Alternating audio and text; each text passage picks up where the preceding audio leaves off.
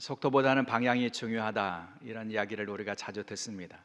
아무리 생각해도 이것은 진리입니다. 방향이 잘못된 상태에서 열심을 내는 것은 선한 일이 아닙니다. 잘못된 방향으로 열심히 가면 열심히 간 만큼 우리 인생에 해악을 끼치기 때문입니다. 잘못된 길로 간 만큼 다시 돌아와야 하는 그런 상황이 벌어질 것이기 때문입니다. 그래서 우리가 인생을 살 때에도 방향을 정하는 것, 이것이 굉장히 중요합니다. 내가 무엇을 위해서 살아야 될지, 내가 추구해야 될 가치가 무엇인지 삶의 방향을 정하는 것이 지혜라고 할 수 있습니다. 여러분, 이것은 우리의 믿음의 영역도 마찬가지입니다. 우리가 신앙생활하면서 우리의 신앙의 방향을 정하는 것이 매우 중요합니다. 내가 어떤 믿음을 추구할 것인지, 나는 어떤 믿음을 위하여 수고하고 애써야 될 것인지 방향을 추구할 때에 우리가 열심을 내는 것들이 의미 있는 그런 결과를 가져오게 되죠. 새해 주일인데, 새해 주일에 우리가 하는 일은 우리 교회의 표를 함께 나누는 일입니다. 새해에 우리가 어떤 표대를 가지고 신앙 공동체를 이루어 갈 것인가 하는 것을 우리 공동체가 함께 나눌 필요가 있죠. 하나님 사랑, 이웃 사랑, 서로 사랑, 이것이 우리 교회의 새해의 표인데요. 사실 이 표는 한 해 동안 우리가 신앙생활을 하면서 가져야 될 표는 절대 아닙니다. 하나님 사랑, 이웃 사랑, 서로 사랑은 어쩌면 하나님의 공동체가, 주님이 세우신 믿음의 공동체와 또 믿음의 사람들이 존재의 이유로 삼아야 할 것이기도 하고, 우리 신앙의 가장 본질적인 그런 내용도 되어야 하기 때문이죠. 하나님을 사랑하면서 하나님을 추구하고, 하나님을 향해서 나아가고, 그리고 이웃을 향해서 사랑으로 다가가고, 그리고 공동체에게 우리 곁에 주신 서로를 사랑하는 것, 이것이 어쩌면 신앙 공동체의 근본이라고 할 수가 있겠습니다. 그 근본을 우리의 표대로 삼고 올 한 해 우리 공동체가 사랑의 이야기로 가득한 그런 공동체로 세워지고, 그 일을 위하여 저와 여러분이 그 중심에 하나님 앞에 쓰임받는 그런 복을 누릴 수 있기를 주의 이름으로 축원합니다. 여러분, 우리가 하나님 사랑, 이웃 사랑, 서로 사랑을 우리의 표대로 가지고 살아야 하는 이유는 하나님께서 우리에게 주신 명령이고 하나님께서 우리에게 원하시는 것이기도 하지만, 이것은 어쩌면 우리가 인생을 살면서 행복을 추구하는 그런 길이 되기 때문에 우리에게 더 중요하다고 말씀을 드리고 싶습니다. 우리가 이 땅의 삶을 살면서 사랑하지 않고 행복한 삶을 살 수는 없기 때문이죠. 얼마 전에 미국에서 교수 생활을 하셨던 어떤 분의 강의를 동영상을 통해서 들은 적이 있는데요. 이분이 그 강의 중에 그런 그 연구의 자료를 소개하는 것을 들은 적이 있습니다. 하버드 대학교의 유명한 세계적인 그런 권위자인 하워드 가드너라고 하는 분이 중심이 되어서 여러 석학들이 함께 모여서 인간에게 가장 행복의 요소가 되는 것이 무엇일까를 연구했다고 그럽니다. 그리고 그들이 밝혀낸 것이 무엇이냐면 인간관계라고 하는 답을 얻었습니다. 사람과 사람과의 관계가 잘 맺어지지 않으면 그 사람은 아무리 많은 것을 가지고 있고 아무리 많은 것을 배우고 아무리 많은 것을 소유하고 있다고 할지라도 그 사람은 절대 행복할 수 없다는 거죠. 인간관계가 파괴되어 버리면 사람은 고독감을 느낄 수밖에 없고요. 고독감을 느끼는 사람은, 여러분, 관계가 깨어져서 불편한 그런 관계를 맺게 되면 그 사람은 그 앞에 아무리 산의 지미가 있다고 할지라도, 그리고 아무리 편안한 그런 침대에서 잔다고 할지라도 그 삶이 행복해질 수는 없다는 겁니다. 인간관계가 중요하다고 하는 거죠. 근데 여러분, 그 인간관계의 힘은 어디서부터 오는 것일까요? 사랑 아니겠습니까? 사랑이라고 하는 것이 타인을 향해서 다가갈 수 있는 힘이 되기 때문에, 여러분, 인간관계가 잘 맺어지기를 원한다면 사랑이 반드시 필요하고요. 그 사랑이 온전한 친밀한 인간관계를 맺고 그 인간관계가 그 사람을 행복하게 할 수 있다는 겁니다. 결국 인간의 행복의 출발점에 무엇이 있어야 된다고요? 사랑이 있어야 한다는 것입니다. 그 사랑이 우리로 하여금 행복한 삶을 살게 하는 힘이 될 수 있다는 거죠. 그래서 사랑이 중요하다고 하는 것을 교훈한 많은 사람들이 있는데, 그 대표적인 사람이 톨스토이라고 저는 믿습니다. 여러분, 러시아의 대문호인 톨스토이는 그 젊은 시절에 이미 성공을 경험한 사람입니다. 20대부터 소설을 쓰기 시작했고요. 50세 이전에 이미 그의 작품이 전 세계적인 명성을 얻을 만큼 작가로서 성공적인 그런 삶을 살았던 사람입니다. 여러분, 세상 사람들의 칭송이 있었습니다. 좋은 평가를 얻었습니다. 성공을 이루었습니다. 그러나 여러분, 50세 때쯤에 톨스토이는 공허했습니다. 그래서 계속 자살을 시도하기도 했습니다. 그때 자신의 상태를 톨스토이는 이렇게 고백한 적이 있습니다. 나는 스스로에게 나의 삶은 무엇인가 하고 물었다. 온갖 욕망에 사로잡혀 있던 나의 생활은 악과 무의미의 연속에 지나지 않았다. 여러분, 이 고백이 실패자의 고백이 아닙니다. 그의 분야에서 성공을 거두었습니다. 인정을 받은 사람입니다. 근데 그에게 그 시기에 그의 마음에, 그의 내면에 있었던 것은 무의미였다, 공허였다, 허무였다, 이렇게 고백하고 있다는 거죠. 여러분, 그 무의미와 공허의 자리에서 톨스토이가 진지하게 하나님을 찾기 시작하지 않습니까? 그래서 쉬운 4살 때 될 때에 톨스토이는 참회를 통해서 하나님을 만나게 됩니다.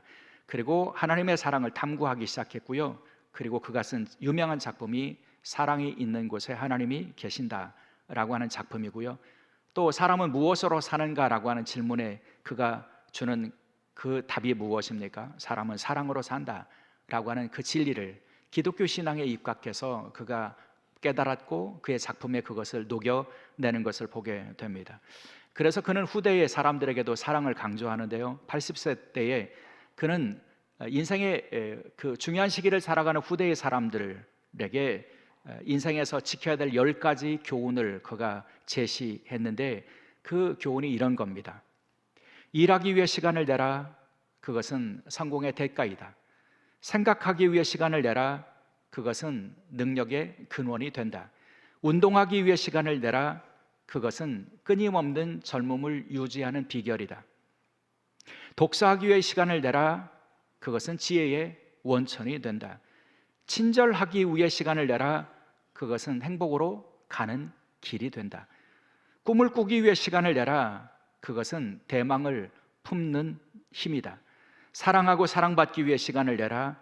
그것은 구원받은 자의 특권이다. 주위를 살펴보는 일에 시간을 내라. 이기적으로 살기에는 하루가 너무 짧다. 웃기 위해 시간을 내라. 그것은 영혼의 음악이 된다. 기도하기 위해 시간을 내라. 그것은 인생의 영원한 투자이다. 저도 그 톨스토이의 교훈을 참 좋아합니다. 그래서 제 방 칠판에 보면 1년 내내 이 문구 가운데서 몇 가지를 적어놓고 제 마음에 기억하려고 노력을 합니다. 이 내용들을 정리하면 그런 겁니다. 자기 자신과의 관계에서 우리가 추구해야 될 것들이 있다는 거예요. 일하는 것, 운동하는 것, 독서하는 것, 꿈을 꾸는 것, 이런 것들이 중요하다고요. 그러나 동시에 우리가 추구해야 될 것은 뭐냐면 다른 사람들과의 관계에서 우리가 해야 될 사랑이 중요하다고 가르치지 않습니까? 타인에게 친절하라고, 사랑하고 사랑받는 일에 힘쓰라고, 그리고 주위 사람들을 살펴볼 줄 알아야 한다고, 그리고 친절을 베풀어서 그들을 위해서 그 사랑의 헌신과 희생의 그런 삶을 살아야 된다고. 여러분, 왜 그렇게 살아야 된다고요? 이기적으로 살기에는 우리의 삶이 너무 짧기 때문이라는 겁니다. 여러분, 순식간에 지나가는 우리의 인생을 살면서 이기적으로 살아간다고 생각한다면 그 인생의 끝에 여러분 무엇이 남겠습니까? 남는 것이 하나도 없을 것입니다. 결국 사랑하는 것만 참된 행복이 되고, 그리고 우리 인생에 가장 의미 있고 가치 있는 열매를 맺게 한다는 것이죠. 그래서 사랑이 참 중요합니다. 예수님께서도 사랑을 당신이 가르치시는 가장 중요한 계명이라고 강조하셨죠. 오늘 본문 마가복음 12장의 말씀에서 예수님께서 주시는 계명이 있는데요. 이 이야기는 서기관이 예수님을 찾아와서 던지는 질문으로 시작이 됩니다. 선생님, 가장 첫 번째 되는 계명은 무엇입니까? 이렇게 질문을 하는데, 여러분, 서기관들이 누구입니까? 이 서기관은 율법을 전문적으로 연구하고 가르치는 전문가들입니다. 여러분, 율법에 대해서 그 당시에 가장 잘 아는 사람들인데 근데 계명 중에 가장 큰 계명이 무엇이냐고 예수님께 질문하는 겁니다. 여러분, 이 질문에는 공격적인 그런 저의가 담겨져 있다고 할 수 있습니다. 예수님을 향해서 겸손하게 주여 가장 큰 계명이, 가장 중요한 계명이 무엇인지를 가르쳐 주십시오, 이렇게 하는 게 아니고요, 예수님을 공격할 그런 의도를 가지고 예수님의 대답을 꼬투리 잡고자 하는 그런 의도를 가지고 질문하는 겁니다. 왜 그럴까요? 당대의 사람들에게는 계명이 몇 개가 있었냐면 613가지의 계명이 있었습니다. 구약의 율법과 가르침을 정리해서 613가지의 율법을 만들어 놓고 그 계명을 지키는 것이 하나님을 잘 섬기는 것이라고 생각했어요. 근데 여러분, 그 613가지의 계명 중에 가장 큰 계명이 무엇이냐 질문을 했다고 여러분 하는 것은요, 어떤 대답을 해도 그러면 나머지 율법은 중요하지 않느냐, 이렇게 거꾸로 공격할 수 있는 여지가 있는 것이죠. 그런 의도를 가지고 예수님께 첫째 되는 계명이 무엇인가를 물은 겁니다. 그때 주님께서는 지혜롭게 대답해 주셨는데요, 첫째 되는 것은 하나님 사랑이다. 그리고 둘째는 또 이와 같은데 이웃을 사랑하는 것이다. 어느 것 하나를 선택하지 않으셨습니다. 이 모든 것들이 하나님께서 중요하게 가르쳐 주신 계명이라고 가르쳐 주신 것이죠. 여러분, 하나님 사랑과 이웃 사랑은 구분되지 않는다고 예수님은 말씀해 주십니다. 특별히 이것은 십계명의 정신이기도 하죠. 여러분, 하나님께서 모세를 통해서 언약을 맺으시고 언약 백성이, 이스라엘 백성들이 거룩하게 살아가기 위해서 그들이 지켜야 될 계명을 주셨는데, 그 십계명의 정신은 무엇입니까? 여러분, 하나님을 경외하고 하나님을 섬기고 하나님을 예배하는 것, 그리고 이웃을 사랑하는 것, 이 두 가지의 정신이 아닙니까? 예수님께서 그 정신을 따라서 그렇게 대답을 해 주신 것입니다. 오늘은 그 계명 가운데서 하나님 사랑에 대한 말씀을 함께 나누면서 은혜를 함께 나누기를 원합니다. 여러분, 예수님께서는 하나님을 사랑해야 된다고 가르쳐 주시는데요, 여러분, 하나님을 어떻게 사랑하라고 말씀해 주십니까? 하나님을 사랑하되 마음을 다하고 목숨을 다하고 뜻을 다하고 힘을 다하여 주 너희 하나님을 사랑하라, 이렇게 말씀해 주시죠. 예수님은 신명기 6장에 나와 있는 이 계명에서 그 하나를 더 추가하셨습니다. 마음을 다하고 목숨을 다하고 뜻을 다하고 힘을 다하여 주 너희 하나님을 사랑하라. 여기 마음이라고 번역되는 단어는 카르디아인데, 이 단어는 자아 전체, 인격의 중심, 마음, 이런 것을 의미합니다. 그러니까 우리의 인격의 중심에 하나님을 사랑하는 마음으로 채우고, 그래서 자아 전체를 하나님 앞에 드리는 마음으로 하나님을 사랑하라고 하는 의미이고요. 목숨을 다한다 하고 했을 때 목숨이라고 번역되는 단어는 푸시케입니다. 푸시케라고 하는 이 말은 생명 혹은 생명력이라고 하는 의미를 가지고 있습니다. 그러니까 생명을 다하여, 생명이 있는 한 하나님을 사랑하라고 하는 그런 명령을 담고 있는 것이고요. 뜻을 다하라 라고 했을 때 뜻이라고 번역되는 단어는 디아노이아스라고 하는 이 단어인데, 이 단어는 지적인 능력, 생각하는 힘이라고 하는 의미를 가지고 있습니다. 그러니까 하나님을 사랑하라고 하는 것은 무조건 그냥 어떤 맹목적인 상태에서, 그 무지한 상태에서 하나님을 사랑하라고 하신 것이 아니고요, 우리의 생각을 통해서 이해력을 가지고 하나님을 사랑해야 되는 그런 그 이유를 발견하고, 그래서 하나님을 진실로 사랑할 수 있는 사람들이 되어야 한다, 그런 의미를 가지고 있고요. 힘을 다한다라고 했을 때 힘이라고 번역되는 단어는 이스큐오스라고 하는 단어인데, 이 단어는 인간의 영적, 육체적, 총체적 능력을 의미합니다. 그러니까 인간이 가지고 있는 모든 능력, 육체적인 것이든지 영적인 것이든지 이런 능력을 다해서 하나님을 사랑하라, 이렇게 말씀해 주시죠. 그렇게 보면 여러분, 마음을 다하고 또 목숨을 다하고 뜻을 다하고 또 힘을 다하여 하나님을 사랑한다는 말은 전심을 다하여, 전심전력을 다하여 하나님을 사랑하라고 하는 그런 의미이죠. 그렇다면 여러분, 이 말씀 앞에서 우리 자신을 점검해야 될 필요가 있지 않겠습니까? 왜요? 우리는 주님을 사랑한다고 생각하잖아요. 여러분, 저와 여러분 중에 주님 사랑하는 마음이 전혀 없는 사람은 아무도 없습니다. 다 주님을 사랑한다고 하는 마음을 가지고 살아요. 근데 문제는 뭐냐면, 우리가 전심전력을 다해서 주님을 사랑하는가 질문하면 우리는 자신이 없다는 거죠.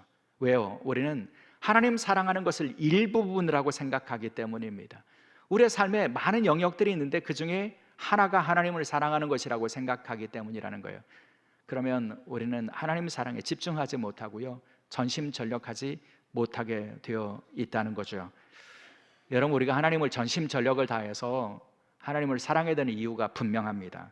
그것은 우리가 하나님 사랑에 전심전력을 다하지 못하면요, 우리는 우리 주변에 있는 헛된 것들에 대한 그런 욕망, 혹은 헛된 것에 대한 사랑, 그런 것들에 우리의 마음을 빼앗겨 버리게 된다는 겁니다. 사랑이라고 하는 것이 그렇지 않습니까? 내가 누군가를 집중해서 사랑하면 그 나머지가 잘 보이지 않는 것입니다.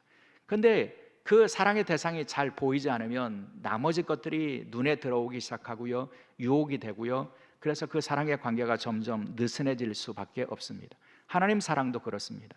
하나님을 전심으로 사랑해야 되는 이유는 하나님을 사랑해야 세상의 것, 혹은 거짓된 것, 유한한 것, 상대적인 것, 이것을 붙잡지 않게 되어 있다는 거죠. 그리고 그런 것들로부터 자유로워질 수 있는 사람들이 될 수 있다는 겁니다. 그런 사람들이 세상에 헛된 것을 구하지 않게 되어 있고요, 하나님을 추구하고 하나님을 구하면서 하나님 주시는 참된 생명과 또 만족과 기쁨을 누릴 수 있게 된다는 거죠.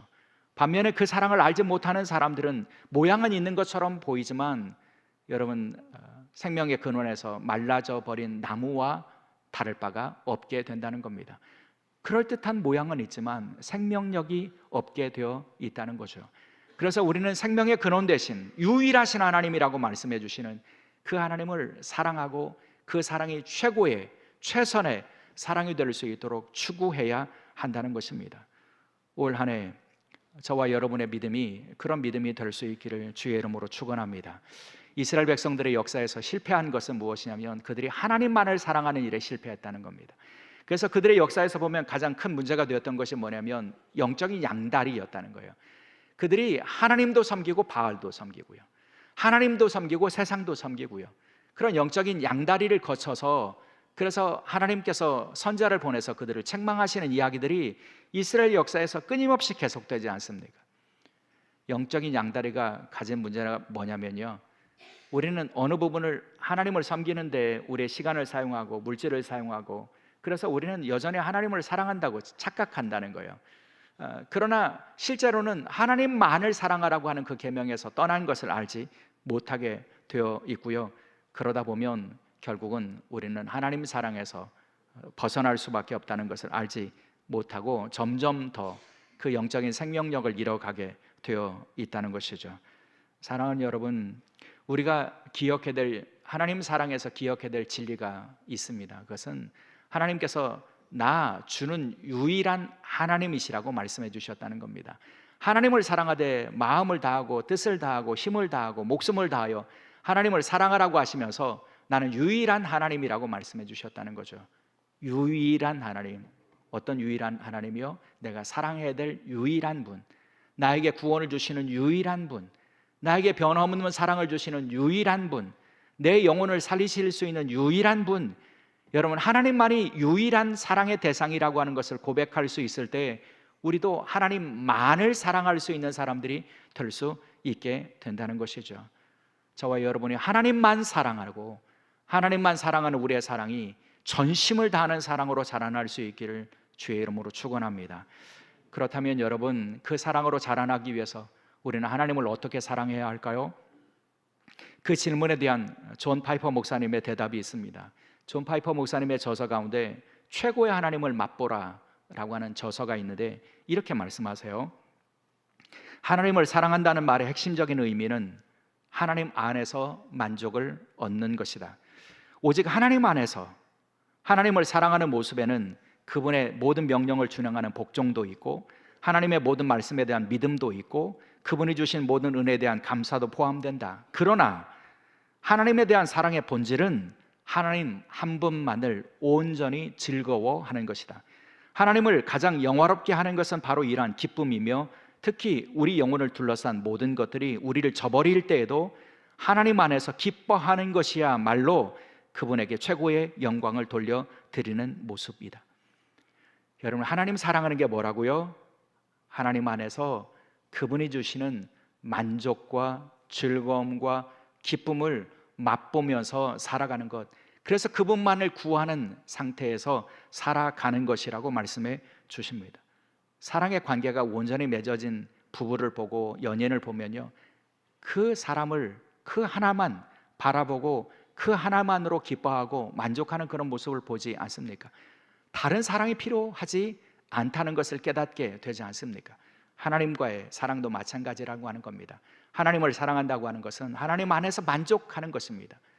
하나님이 나를 채워주시고 하나님 주시는 기쁨과 하나님의 선하심이 나에게 있다고 하는 것을 고백하고 다른 기쁨 구하지 않는 것이고요, 다른 대상을 구하지 않는 것입니다. 그저 하나님 안에서 즐거워하고 기뻐하고 만족하는 것이죠.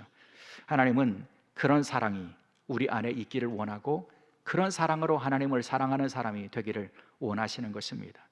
사랑은 여러분, 하나님의 사랑이 참 필요한 것은, 하나님을 향한 사랑이 참 필요한 것은 우리가 살아가는 세상이 유혹이 많다는 겁니다. 가시적인 것들이 유혹하고요, 물질이 우리를 유혹하고요, 거짓된 것들이 우리를 유혹하고요, 또 신년이 되면 여러분 유혹거리가 더 많아져요. 운세라도 좀 봐야 될 것 같고, 어디 가서 좀 올해는 우리 가정이 어떻게 될지를 좀 알아야 될 것 같고, 이 거짓된 영에 대한 유혹들이 찾아오기도 하고요. 그런데 여러분, 그런 것들이 거짓입니다. 그것들은 우리를 채워줄 수 있는 것들이 아닙니다. 하나님 외에 다른 것들은 우리를 만족해 할 수 있는 것이 없습니다. 그래서 하나님만을 사랑해야 합니다. 하나님을 사랑하되 최선을 다해서 전심전력해서 하나님을 사랑할 수 있어야 할 것입니다. 새해에 우리가 하나님 사랑의 표대를 세웠는데 그 첫걸음이 저는 신년 특별 새벽기도회가 되면 참 좋겠습니다. 올 한 해 하나님을 추구합시다. 하나님을 추구하는 삶이라고 하는 주제를 가지고 우리가 이제 내일부터 한 주간 모여서 기도회를 하게 될 텐데요, 여러분, 하나님을 찾고 하나님을 추구하고 하나님을 가까이 해야 하는 이유는 그분을 통해서 그분이 주시는 아름다움과 선하심을 맛볼 수 있을 때 우리가 비로소 채워질 수 있는 그런 존재들이기 때문입니다. 하나님을 사랑하고 하나님을 추구하고 그래서 하나님을 경험하고 그래서 하나님 주시는 즐거움과 만족함으로 충만한 그런 믿음의 여정을 한 해 동안 걸어가는 주의 백성들이 될 수 있기를 주의 이름으로 축원합니다. 기도하시겠습니다. 아버지 하나님, 하나님 사랑이라고 하는 표대를 저에게 허락해 주셨습니다. 저희가 하나님만을 사랑하게 도와 주시옵소서. 마음을 다하고 목숨을 다하고 뜻을 다하고 힘을 다하여 하나님을 사랑하는 그런 믿음의 사람들로 자라날 수 있게 도와 주옵소서. 그러기 위하여 하나님을 더욱 찾고 구하며 하나님 주시는 아름다움과 선하심을 맛보게 하시고 그래서 하나님 주시는 그런 선하심으로 말미암아 저희의 영혼이 살고 채워지고 숨쉬고 그래서 하나님으로 만족하고 기뻐하는 그런 믿음의 여정을 걸어가는 주의 종들이 될 수 있도록 은총을 더하여 주옵소서. 감사하오며 우리 주 예수 그리스도의 이름으로 기도드리옵나이다. 아멘.